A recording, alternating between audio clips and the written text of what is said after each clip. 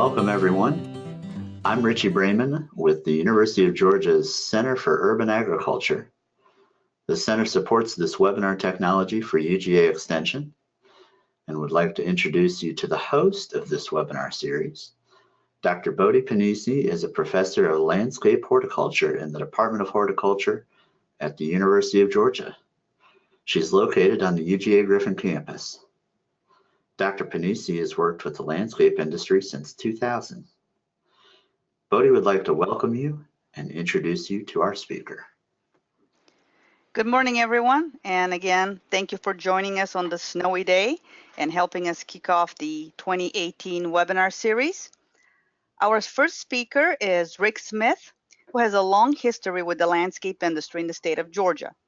From 1982 to 1997, he worked at Post Properties. In 2002, Rick founded his company, the Pruning Guru. In 2004, Rick became Georgia and Alabama certified landscape professional. Both programs are administered through University of Georgia and Auburn, respectively. From 2006 to 2011, Rick served on the board of directors for MALTA, which is Metro Atlanta Landscape and Turf Association, and as the president for 2010. Rick has done numerous regional presentations at industry workshops and for educational institutions on the subject of pruning. Rick was also important and really integral in filming the 2 SuperCrew videos on the subject of pruning, which are part of the UGA series on employee trainings. Rick currently serves as the chairperson for the Georgia Certified Landscape Professional Advisory Board. And lastly, Rick holds a 2nd-degree black belt in Choi Kwang Do, and he's also a head instructor in Chai Kwang Do. And his wife and son also hold 2nd-degree black belts, and his wife Cheryl is also an instructor. Rick, take her away. Thank you very much, and good morning, everybody. And I know it is cold where I'm at, so it's probably cold where you're at too. All right, so what I want to do here is to teach you guys, hopefully, how to do some pruning here. And if you, hang on a minute, there we go. All right, so this little guy here took a picture in Illinois, so he's my guide. So if you follow me through your pruning education, this is a great book that I highly recommend. It's got a lot of good pictures in it. It's got a lot of demonstrations on especially what zones you can prune. I love pictures. I can't stand reading on pruning because it's like watching paint dry. Here's another book that Bodhi likes, Pruning. And if you need the names of these, you can always ask later. Now, the question I always ask everybody is, what is the #1 rule before putting a plant in the ground? And you'd be amazed the answers I get. Usually the first one is prep the soil and, so on and so on. The first thing you do is you do your research. You find out how large your plant gets, how fast it grows, does it take sun or shade. Pruning can be very intimidating when you're just learning. Never say you can't do it. There was a day where I didn't even know how to prune. So if I can do it, anybody else can do it. Proper pruning methods help your plants live longer, look healthier, and thrive. Why do we prune? We prune for symmetry, which is a beauty as it results of balance. Health of the plant, which removing dead branches like this, for an example. And the question I have for you, to use my little pen here. So this, do you think that this area here, the dead stops there? And some people aren't sure, and they'll usually say, yeah, that it does stop there.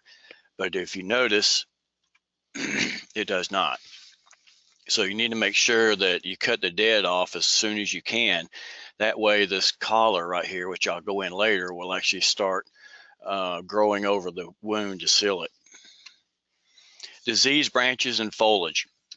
So for an example, you can see where this is camellia leaf gall, and you can see how it's spread all the way down the plant here, and that's because when a landscaper came in and used their shears, they spread the the spores all through here. If you need to prune this, well, you want to prune it out and really try not to grab the leaf gall here. Go underneath it, prune it to a lateral or a leaflet, and then put it in a bucket or a trash bag. Never throw it back on the ground. There's no fungicide you can spray on this to fix it. It's just a process each year, and eventually you'll get rid of it. And then branches with insects, which, for an example, if you see here, you got a lot of woolly aphids. And if you notice, it's just isolated to this one branch here. So if you actually just go in and go ahead and prune it out, don't throw it on the ground because they'll find their way back up there. Get rid of it off site. And then containment.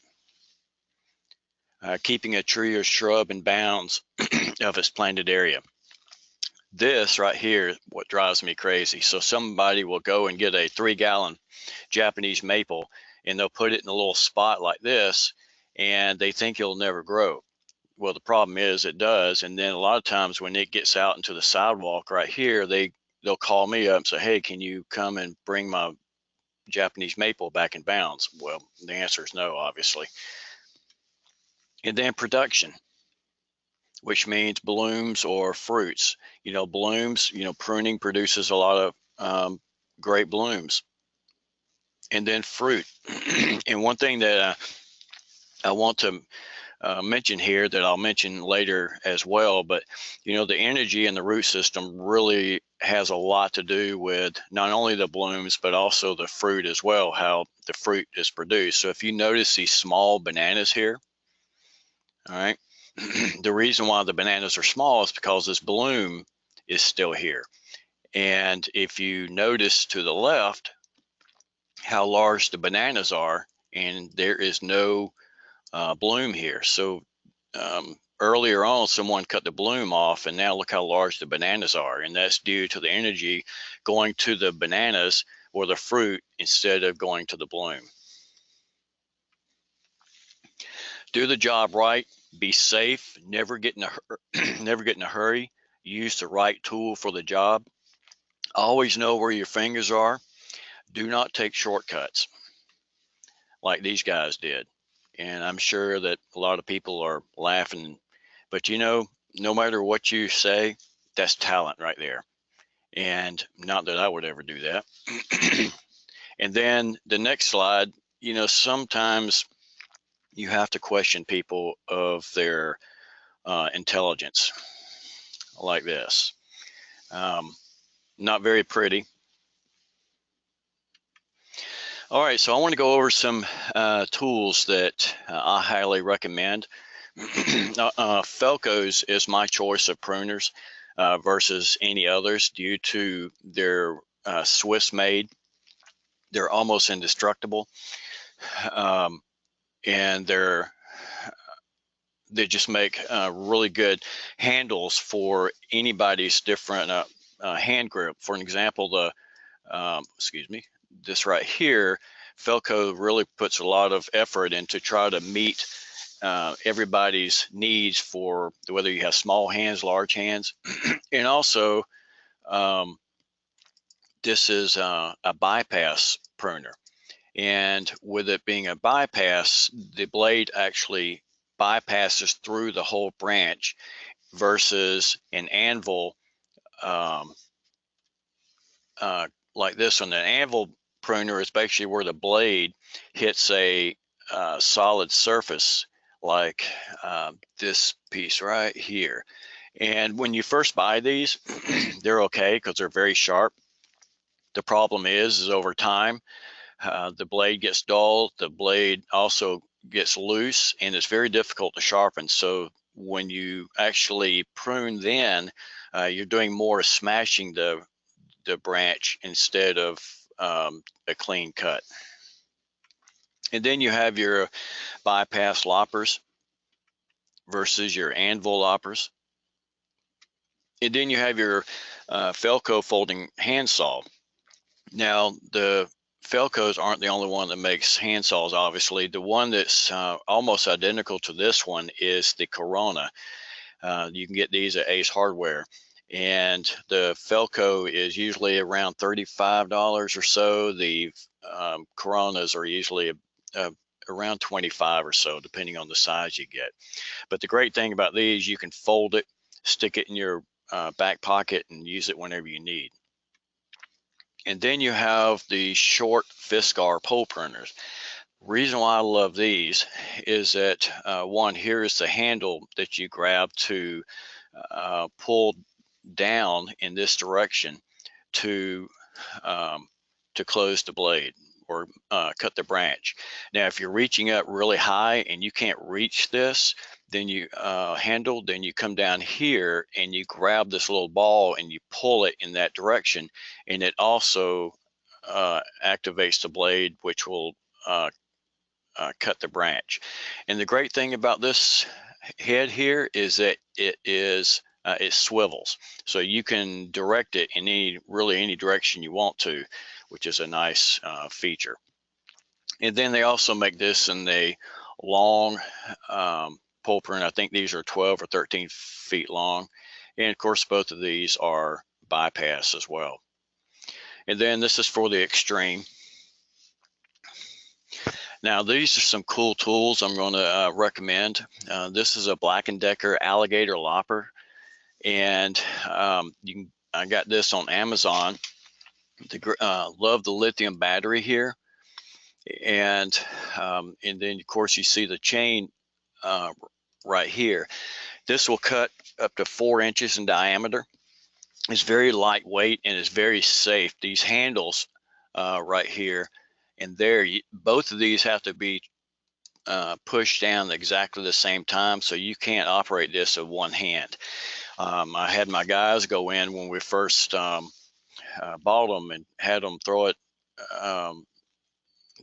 around, see if it would break, go into a natural area and see how long it would last. And they made about 80 good cuts before the battery started going down. So it really saves production time. And then you have your Black & Decker Saw, which runs around 80 bucks. This thing weighs about 2 pounds. And you also see it uses a lithium battery as well. And the with the Saw here, you can cut dead branches out of Leland cypresses or whatever, for an example. And then you have your pole saw Black & Decker. And if you see, it's $180 for this. This is including the battery on all of these when I mentioned the price. And the great thing about this one is that it only weighs about 15 pounds, so your arm won't get worn out. And also the lithium battery on here, on all of these, are interchangeable. So that's one thing I like about all of these. And all these tools last a pretty good while. Now, switching gears here to the fertilizer that we use on our plant material. This is a Lesco product. And not only is it just, nitrogen, phosphate, and potassium, but it's a lot of micronutrients as well. And this really comes in play especially when you're rejuvenating plants. And rejuvenating plants, by the way, is where you're reducing the size of the plant by 1/2 to 2/3 of its existing size. And it's also good, using it during the season of when you're trying to fertilize your azaleas and rhododendrons and any other plant material. Now, this guy here, you're asking, what in the world happened? Well, he lost a battle with a yellow jacket. And this is the things that we have to be careful about when we're working out in the field. And let me tell you, there is nothing more frightening when you open up a shrub and first thing you see is one of these hornets' nests here. I tried to take a picture of a yellow jacket's nest, but I couldn't get them to sit still long enough for me to get the picture. And then this little guy here is called a Saddleback Caterpillar. They only come out in March here in Georgia. And I believe they only last for about a month. But what's so nasty about these, they hide underneath foliage. They have 4 prongs here. And of course, it's called a saddleback due to this little spot here. when you rub up against one of these, you feel about a little burning sensation. In about 20 to 30 seconds, you thought you just got hit by a yellow jacket. And then, of course, spiders we have to look out for, snakes, and your poison ivy, poison oak, sumac, if any of these are in your areas. Now, shearing versus hand pruning. Now, some or a lot of people do this, homeowners, a lot of landscapers. This is a procedure that I'm not a big fan on, but sometimes it's a necessity. For an example, so the reason why is that whenever you make a cut on a branch like this, you create 4 or 5 or 6 of these sucker growths here.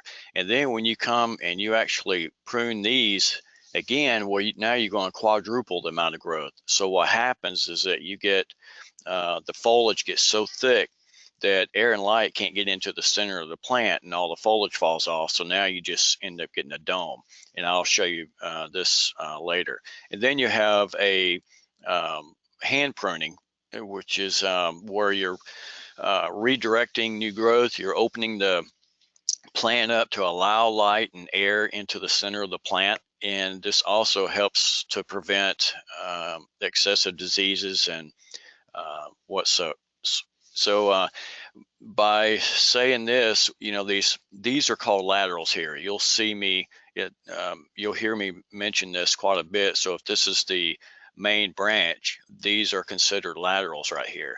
And anytime you prune, you always prune to a lateral, which will direct new growth in the direction that you want to go to or grow in. And then, of course, you have your sucker growth that do not have laterals due to a hormone called auxin.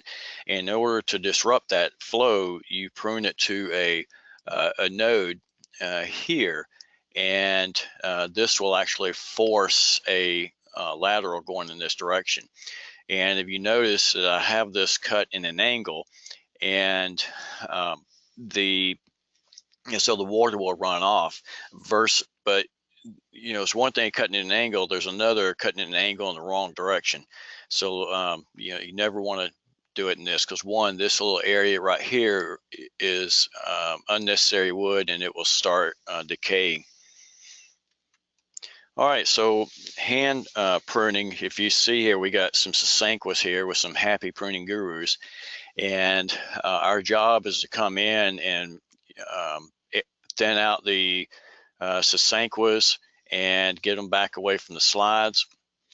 And you can see how pruning with your hand pruning, how it really affects the scene of a nice landscape versus being sheared and everything into little green meatballs. And then you have your semi-formal versus formal, which I'll go into after this. But semi-formal is basically, she wants this to look like an English garden, but she doesn't want the plants to look very rigid and sharp at the top here like you normally see. So what we did, we came in, and of course you're cutting to laterals. You're wanting to make each one of your cuts just a little bit below where you want the canopy. So if the top of the canopy is about right here, then you want to make every one of your cuts just a little bit below that. I usually say about 4 to 6 inches. The goal is to get it to look like this. And you can see where we still have to go. Now, if you notice this guy here, the spiral thuja, you can use your hand pruners, or either they have little scissors that pruners that you can use on this. And now you can see, you know, how it looks. And then this is the semi-formal look. You notice it's not sheared, but it still serves the same purpose to give her that English garden look as she wanted. And then you do have your formal appearance. For example, these boxwoods here, these are Koreans, and he wants this to be sharp and very well defined. In this situation, we did use hand shears, not gas shears. And at the same time, if you noticed, There are spirals here.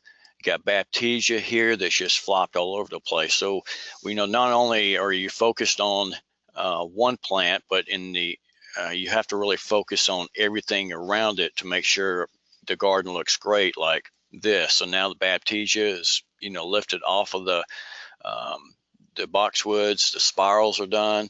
The hollies here are done. So everything looks really nice and crisp, which is exactly what he wanted. And then on the right side of this courtyard, the same thing. You know, so it mirrors itself. You can see the spirals and the boxwood and the hollies again. Now, a couple of years ago, I went to Korea to test for my second degree black belt, and I ran across this garden that was pretty interesting. Now, talking about formal pruning, you can see all these here. Now look at all the artwork that they did. And that takes a lot of time. I have no idea how old these plants are, but I thought it was worth mentioning. And then just a little side note, this is Seoul, Korea here. And it's really neat how they use their plant material there. This is a euonymus, and how they use this was amazing. They put it on the side of a building here to help insulate the walls to keep the heat from going in, or the cold coming out or going in. This is the largest mall in the world. This is what it looked like on the inside of it. Look at the nice ground cover that they used. And it's simple. Their weather is identical to ours. All right, so back to reality here. So back to hand pruning. There's hand pruning versus shearing. You can do so much to save plants over the long run. And remember, the goal of pruning plant material is that you're protecting your or your customer's investment for the long run. And with these cypresses here, what had happened is these were installed by a landscaper, and she didn't want these to grow up this tall. And I recommended to let me get in there and bring the height down. Now with conifers, you know, once you, if you can imagine the outside of the foliage here, and then if you look inside the plant, you know, there's a bunch of dead. So you only have a small area of greenery. If you go back into the plant beyond the green and prune it, you will not get any more growth there because there's no buds. But in this case, I wanted to bring the height down. If you notice this little spot right here, there's a lot of a lot of branching going up. So what I do is, you know, the same purpose as when you're looking at the plant at a side view, I imagine it looking at it from the top view coming down, and I notice that this is the height I want to bring it, and there's still foliage below this line to make it look good, for an example like this. So, you know, imagine what this would look like if you put some shears on that and pruned it. So hand pruning is really does incredible things when it comes to the health of the plant. Now, when you're shearing, things you can shear is the Yaupon hollies, the Halorite hollies, and then Carissa hollies, and then, you know, some other like the boxwoods that I mentioned earlier. And I mentioned the growth here. So this is where a customer called me up, and she said that her son, which owns a landscape company, has been shearing these since day one. And you can see within this line that I'm putting, there's it's just a shell. There's no foliage on the inside here. So we came down, rejuvenated the plant down to 2/3 of its size. And we did this. So when you rejuvenate plants, you want to do it starting at January, and you can go forward until the weather dictates when it's time to stop, and that usually is when the temperatures start, or when temperatures start getting high, or either you're going into a drought situation. Last year, it was a perfect scenario to lengthen the window on rejuvenation, because not only was it not extremely hot, but the soil was saturated. So we actually went into rejuvenating into late May, which was very unheard of in Atlanta. It's usually April. A lot of people say, well, why don't you fertilize? I mean, why don't you rejuvenate in the fall? And so, well, the answer is that if you do that, you're going to be looking at ugliness for 7 or 8 months. And then also you can create a lot of damage due to the plant not being in dormant quite yet, and it produced new growth, and then you get a hard freeze in that can do a lot of damage that way. So you can see the shell here. So 2 years later, she called me back and she said, all right, well, my son was shearing it again. Can you come and do something for me? So if you can see from here that we came in, we thinned it out, and you can see in this area where he had been, shearing it the whole time. So now we actually been keeping this in shape for, I think she fired her son. Nandinas.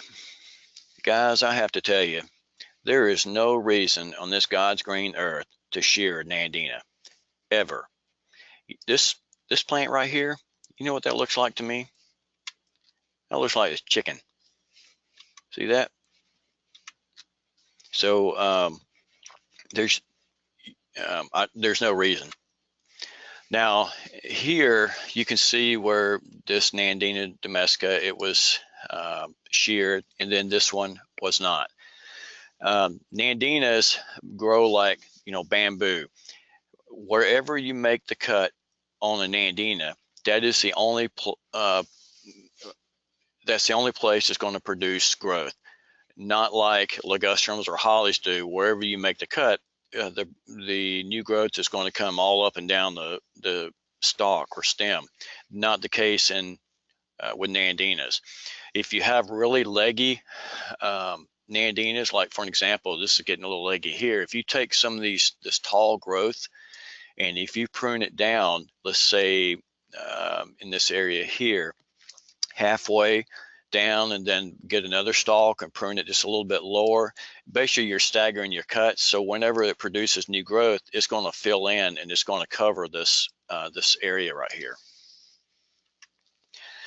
This is some anise that has been sheared to death. There's no way anybody can tell me that this is healthy for a plant. And then so we came in and we thinned it out. And this kind of thinning here, you can do pretty much anytime you want to, depending on the plant. Now, here are some hollies here that have been sheared to death. And there's probably about 200 to 100 so of these throughout the property. And then these are some hollies that, Foster hollies that's been sheared to death. And if you notice these little black holes here, all right, there's like this. What happens is when you shear this plant so much that the foliage starts crowding itself out, the limb gets to the point to where it just can't sustain itself anymore and it starts dying back. In fact, if you look in the center, you'll notice that there's no foliage in there. It's basically just a dome. Now, if you look at that in this, I always ask any and everybody, would you do this to a holly? And in most cases, people will say, absolutely not, I would never do that. That's when I laugh and you say, well, we do. Hollies, you can throw in the middle of a major highway and let 100 cars run over it and put it back in the ground and it'll come back out just fine. You can see the canopy here, it's already into the window, it's on the sidewalk here. So what we did, we came in, and again, this was done into January, I believe, middle of February, 7 years ago. And you can see how thick the foliage and the branches are on the inside. So we go through and we remove any unwanted sucker growth using your handy dandy saw to get it in this shape. Now in middle to the end of February, this happened to be a warm February, you notice the little brown lesions here, which are basically buds turning into new growth. And then in the end of March to the middle of April, this is how it looked. This is the front side of it. This is the back side of it. Looks pretty good, doesn't it? So with that said, how do you maintain it after that? So once it produces new growth here, you actually go in and you start taking out the sucker growth that's coming out. And the sucker growth, you either take it all the way back to where it is growing from, or you prune it to a lateral or leaflet if you have a hole that needs to be filled in. And then this is what it looks like. Now, like I mentioned earlier, we did this 7 years ago, and we actually maintained this place. And this year, we actually had to rejuvenate it again. So, you know, it doesn't matter if you rejuvenate it once. That's not going to be the end of the rejuvenation cycle. So depending on the plant, you may have to do it every 5 to 7 or 8 years, depending on the plant. This crepe myrtle here, we did not do, so please ignore. But you'll see the hollies here that we did. And a month and a half, 2 months, it did the same thing. And then a month later, this area filled in. Here is some Fatsia japonicas. Now, at this time, I had never rejuvenated Fatsias before. And because I've been around plants pretty much my whole life, I can go in and look and see how a plant's going to respond by hard pruning. So for an example, you see how you got new growth right here, and you got this little bud. So I went ahead and pruned it to the bud. And so this is before. I mean, excuse me, this is after I pruned it. This is before. And this is what it looked like 10 months later. It looks pretty good. Fatsias are pretty hardy, and a lot of people take this plant, should I say, they don't really like this plant because they don't know how it works, or this gets too big, but it's really underused here in Atlanta. Now here is a Korean boxwood that is at an intersection that we came in this condominium and pretty much rejuvenated everything. We came up to this right here, and the lady that is on the landscape committee came and she goes, all right, what are we going to do with this? And I told her, well, you have one or two choices. Either you can dig it up and plant something else, or you can let me do an experiment. And I love experiments because that way I get to learn from it, and I'm not liable on how the plant responds from that point forward. So again, this was in February when we did this, and you can see, you know, the shell again, and we brought it down by 2/3. This is what it looked like. And like I said, this was at the middle to the end of February, middle to the end of March, and then April. And again, this is a Korean boxwood, so I don't recommend doing this to an American or a Japanese or any other boxwood. If you do, it's going to take forever for it to come back out. Japanese maples, which is one of my most favorite plants to plant, and one thing that makes me, prune. The one thing that really irritates me is when I come up and see something like this. Looks like a little plate. So there is a specific way to prune Japanese maple, like this small one here. So you just don't want to put anybody underneath it. When I say it was small, it's really small compared to this one here. Now you can tell that this one's probably about 150 years old, and so someone's family has really taken good care of this. Now when I prune these or teach my guys, in this case, I actually crawl underneath the plant. You see how thick this is? And I'll start with removing the dead branches out of it, and then start removing lower branches that are small, that are not serving any purpose to the canopy itself. And your goal is to thin it out to where, like Jeff here, can see through it and allows light into it. So the goal is to, when you're standing on the outside of the plant, you should be able to, and look in, you should see just the silhouette of the branching. And then while you're in there, go ahead and remove all the dead nubs that were left behind from branches that broke off, or a homeowner came in to try to prune it. Again, this is where an example, does a dead stop here? And the answer is obviously no. Now the collar here can actually start growing over the wound to seal it. And this is what it should look like when you get done. 5 plants that needs special pruning: the hydrangeas, buddleias, crepe myrtles, azaleas, and roses. Whenever I do PowerPoints, these are the main plants that people ask me about, so I thought I would include them in this. So starting with your Nico Blue microphyllus. Now, one thing about hydrangeas is you better know whether it blooms off of old wood or new wood, or either both.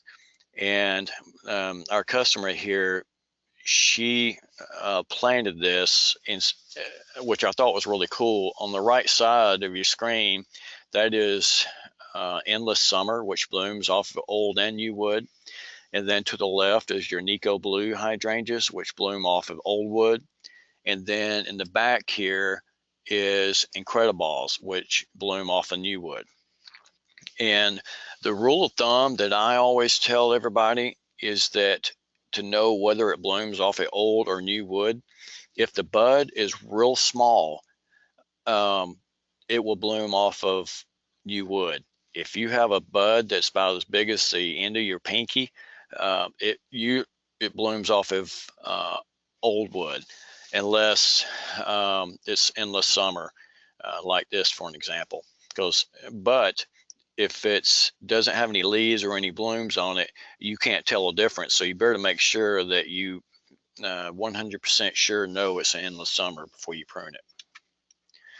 The microphyllus, this time of the year especially, you want to go ahead and go through and get all the leaf litter out of it, the pine straw, because this water will sit in this and it'll actually create a lot of stem rot. So get your hands in there. I think this was done around end of February. And the reason for me to bring that up is that you get this new growth right here. So just be careful when you're digging down in there that you don't break any of those. At the same time, you go in and you take out all the dead branches, and but one thing when you're taking dead branches out of the hydrangeas, especially when there's no leaves on it, if you notice this dead branch right here, if you're looking at it from the top, looking down, inexperienced person would come down here on the far left here and cut it and remove it. The problem is that you have this branch here, which is alive, and you can see the bud. So always double check before you just assume that it's dead all the way to the very bottom. And this is the end result. So you can see that new growth right there. It's going to look nice, and these big branches here, they have some really nice buds at the top of them. Now, whenever homeowners or landscapers put hydrangeas very close to a sidewalk or a pool deck, it is without a doubt you're going to have to rejuvenate them. And in that case, you will have to let the homeowner know that are they willing, or ask them, are they willing to sacrifice a year of blooms, so that way you can get the plant back in bounds. And whenever you do that, you want to make sure that you prune to these large buds, and of course they'll produce branching like you can see right here. But again, they won't bloom. Now you got your PG hydrangeas, your tardiva, your limelights, and pruning with these, you can bring these down about 6 to 12 inches, unless it's a tree form, of course. You don't want to bring it 6 to 12 inches from here because you'll probably get fired. But you see these older branches here, you want to keep these for the frame and just start removing the dead wood and taking the newer growth down. And this is what it should look like this. And then you have your tardiva hydrangeas here. You can see where it is really messy in this area here, and it's all cleaned out here. You get all the dead branches out and bring it down to the height as you want. I promise I didn't take that today because of all the snow on the ground. So this is what it should look like when you get done. And then here on the left, you have the Limelight Hydrangeas. Now, if you notice, I have a red and yellow arrow here for the espaliered or bleached pear. I did that for a reason, because every time I talk about these limelights in this picture, everybody always wants to ask me about the pears. So usually when a homeowner will just let one go, this is what it looks like. And you want to bring it back down into this form here, so that way it will produce that shape where the red and yellow arrow are. Now, if you notice some new growth are coming out on the limelights, that's we brought them down by half, and this is what it looked like once everything came back out. Now, when you're pruning limelights or any of the these hydrangeas that produce blooms on the new growth, always understand that they're going to promote at least 3 to 4 foot worth of growth. So take that in mind when you're bringing the height down. A lot of people don't prune hard enough, so when it produces a lot of growth, they end up flopping over, kind of like this guy is here. Then you have your oak leaf hydrangeas, and same thing. You can remove the leaf litter and straw from underneath them that's caked up. You can, these get really leggy, so like I was talking about with the Nandinas earlier, here you want to stagger the cuts off of these sucker growth here. And yes, you're going to remove a bloom that's on this, but you're going to have so many blooms throughout the plant anyway, I wouldn't worry too much about it. The great, with the oak leaf hydrangeas, a lot of people are a little timid about rejuvenating these. And I went up to Young Life up near the Biltmore house. They had asked me to come up and help them prune, teach them how to prune their plants for the winter, getting ready for the spring. And actually one of them was the oak leaf hydrangea. And these are probably, I guess, 6 to 7 foot tall. And we brought them down by half. And they actually sent me a picture during the summer of how it looked and came out. You know, obviously it didn't get any blooms, but the goal was to bring it down so it wouldn't be out of control. While we were there, we rejuvenated some winged euonymus burning bush, and we brought them down by half, and they sent me a picture later. This is what it looked like. Buddleias or butterfly bush, I don't recommend pruning these until the end of February, and the reason is that the wood is fragile, and whenever you prune them, sometimes you can create a hairline fracture, and then when it rains during the winter and then it freezes, that hairline fracture will start getting a little bit wider. And what happens when that branch produces a lot of growth, and the weight, it will literally split that branch over time. You've probably seen where an old buddleia has split right down the middle, and that's usually the reason why. My favorite topic here is crepe myrtle, And I cannot stand to see this method of pruning anywhere.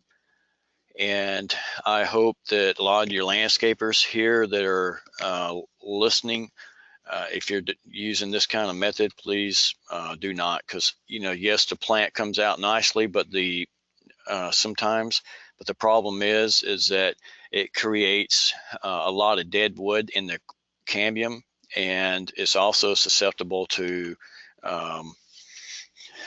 insects, which I'll get into in a second. For an example, this was taken here in Atlanta, and you can see where these once beautiful crepe myrtles were just chopped down to the top of the cleares here. I mean, if they're going to do that, they might as well just go ahead and cut them down to the ground. This was done 2017, and I took this picture, I believe, in October. When you prune crepe myrtles, you want to start in January, because that's when the crepe myrtle is pretty much in dormant, and you don't have to worry about new growth coming along. This is the insect I was talking about. A couple of years ago, we had a huge infestation of Ambrosian beetles, and this is a nasty, nasty bug. If you walk to your plant and you see toothpicks coming out of the trunk, you're pretty much having to cut that plant down and remove it off site, because it will go from one tree to another. Do you have to prune crepe myrtles? No, you don't. You mainly prune them for aesthetics. And the rule of thumb is that you can bring them down by half. I didn't mean by half. Bring it down by a third to maybe a little bit more, depending on the tree or the area you're pruning it. I also recommend that whenever crepe myrtles are pruned along a sidewalk or a driveway, when they're newly planted, don't go in and start pruning it like this. Go ahead and just start raising the canopy up and let the tree grow upward. And then once it gets to a good height, then you want to start pruning it like this. And the reason is crepe myrtles will produce 4 to 5 foot worth of growth. And then when you put the bloom on the end of that, where it flops down into the driveway or the sidewalk. So if you allow the crepe myrtle to get larger and clean out the center as you're going, you're removing crossing branches and stuff, then you'll have a nice tree. So with that said, you have a large crepe myrtle here that we climb every year, and our goal is to always have that snow cone shape that you see with the yellow line. And if you notice that I'm pruning it on the left side here, to just kind of giving this for this PowerPoint demonstration, but whenever you prune, always figure out what the highest spot is that you want it at the center of the tree, and then the lowest section. And then what you're doing is then you're coming through and you're actually starting to remove, or should I say in this area here, remove the branching, bringing them down. And then you're cleaning out the center by removing all this little twiggy growth. And don't use your pruners trying to remove every one of these. You can get gloves and put it on the stem and just go in a downward motion. You can knock them all off pretty easy. It should look like this when you get done. So also remove your nubs. You can make a good cut, so that way it'll have a good seal with a collar going around it. Make sure that you take out your crossing branches, because if you don't, this is what happens. Eventually you get 2 branches or leads really close to each other, and it fuses here. And at this point, there's nothing you can do about it. When this plant was young, if that was probably removed, this would not happen. Also, when this plant was younger, if one of these here was removed, you wouldn't have 2 of these right next to each other. And whenever the wind blows, they scrape and scar the plant. So back to the shape. So this is before, and then after, and this is what it should look like when you get done. Moving on to azaleas. As azaleas, like your Gigi Gerbings or your George Tabor, they bloom off of, they only bloom once. So here in Atlanta, we prune, usually the 4th of July is the cutoff time, because after that, the plants start producing new buds. The encore azaleas, of course, they bloom 2 or 3 times a year. If you have to prune them, I always say prune them once they bloom. Within a month, go ahead and get them in shape. Now, you always hear people say, well, you can't prune azaleas after the 4th of July. Actually, if you're doing it just for shape, yes, you can. The problem is that where that came from was saying you can't prune them is because landscapers or homeowners would get their gas shears and they'll go through and they'll just prune the plant and they'll knock off all the buds on it. But if you notice right here at the top of this plant, you have 1 or 2 little suckers coming up. You can go in here and remove, prune these down into the canopy to give it a good shape like these are.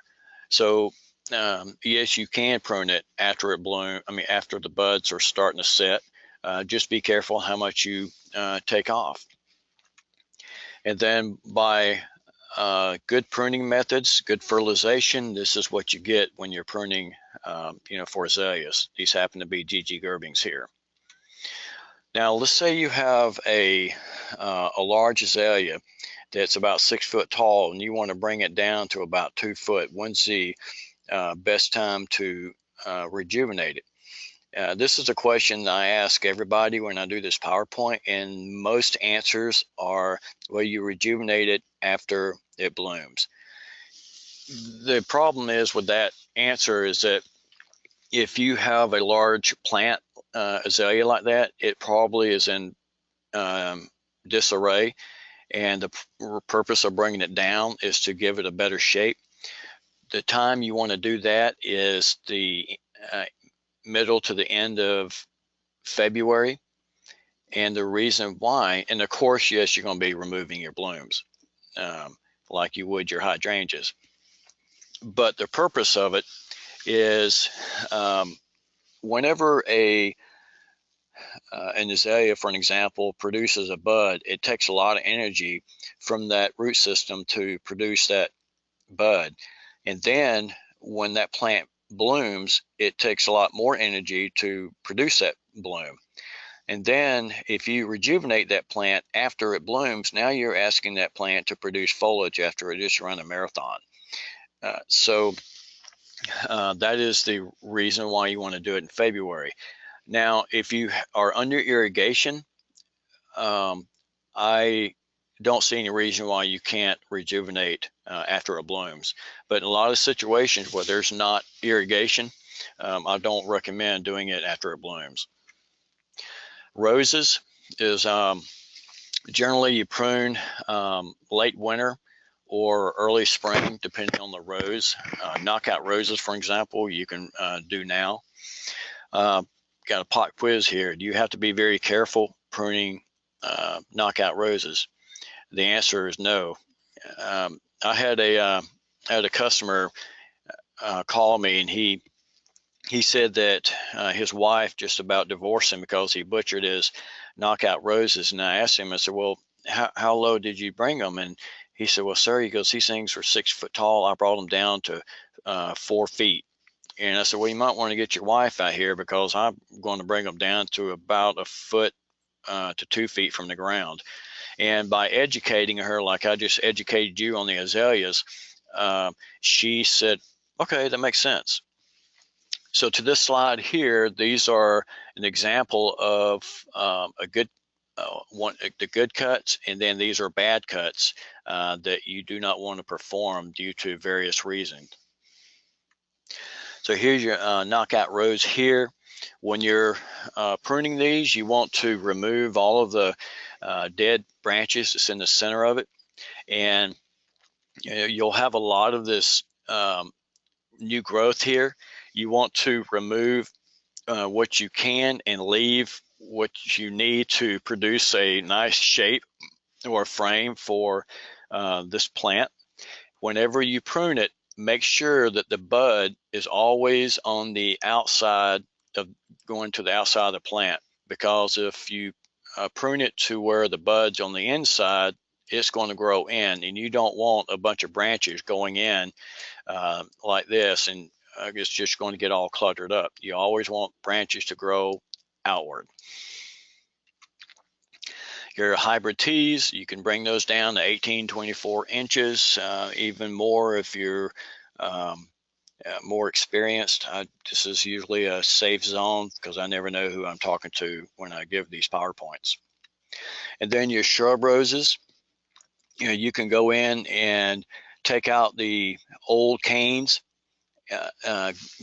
with gloves, get your hand in the middle of it, grab the oldest cane, prune it down to the ground. You can pull it out and leave all the newer growth, and you'll see that plant actually reduce in size. Pruning disasters. So you don't want to call this guy right here because he probably doesn't have insurance and he doesn't know what he's doing like he did here.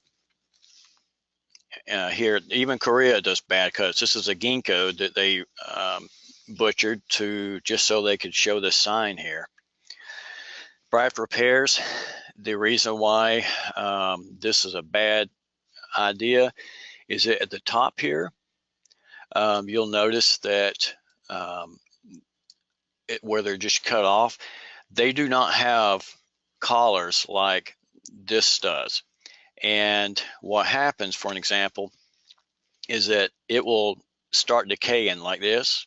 Yes, it'll produce new growth, a smaller one, and then a larger one, and then so on and so on. And you see down here where each individual branch is creating a collar. Then you see how it's closing in here. Well, the problem is you still have this dead. So if that ever closes up, these branches here is still a liability, especially if you have kids climbing the tree, or you get a nice storm like today, or like we had a few months ago, these branches start snapping off. I don't know what the architect was thinking about when he designed this, but they put graft repairs here. Now, whoever pruned this eliminated one problem and created a worse problem. The worst problem is that now wherever they pruned it at the top, it's going to produce new growth. All right, and once that new growth gets larger, gets heavier, well, guess what? It's going to make this tree split. And then you have tree companies that will go from this extreme to this extreme to make little gumdrop trees. And then you have your cousin it, for people who are my age, know who he is. And then you have your oak, which this is taboo in the world of horticulture. Even any trees topping is taboo. This is a Japanese maple that was pruned to where it looks like a Coke can. And this is a tree that I did. I'm just kidding.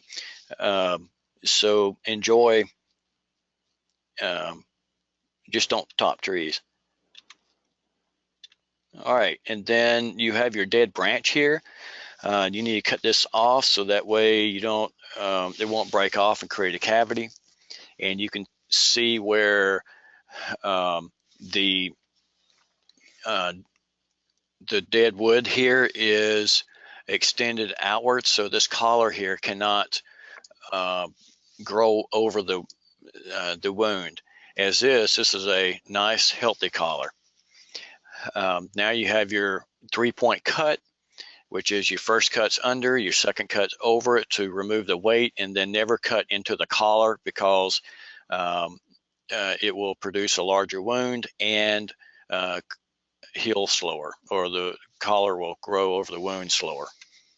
This is a good cut, angled, nice collar. Now it's sealed. And then this is a tree that everybody needs to look out for. When you see this, it's not good because the strap was left on it. And what happens is this. So this was taken the night after I took that picture. This is a where it girdles along the trunk that the straps weren't taken off. Just tear it off. This is too late. Now, this is lower pedalums in 1994. They swore that lower pedalums would not get over 4 foot tall, which we know is not the case. I did for this customer is raise the canopy up, bring it up, and this is before and after. Looks really nice.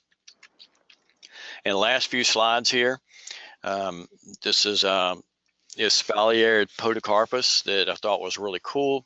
Pruning wise, you just go in and just take out the sucker growth. And then you have your smilax, ornamental smilax. I took it off the wall here and took out all the dead. As you can see here, put in another cable with eye bolts, zip lines, and put it back up. And the zip ties really work out well in this fashion here. And this is what it looked like afterwards. I didn't have a before picture, but it was all over that window. So when you're doing proper landscaping, pruning, I mean, this is what it should look like, nice and natural looking, which is what most homeowners want because they know that it's good for their plants.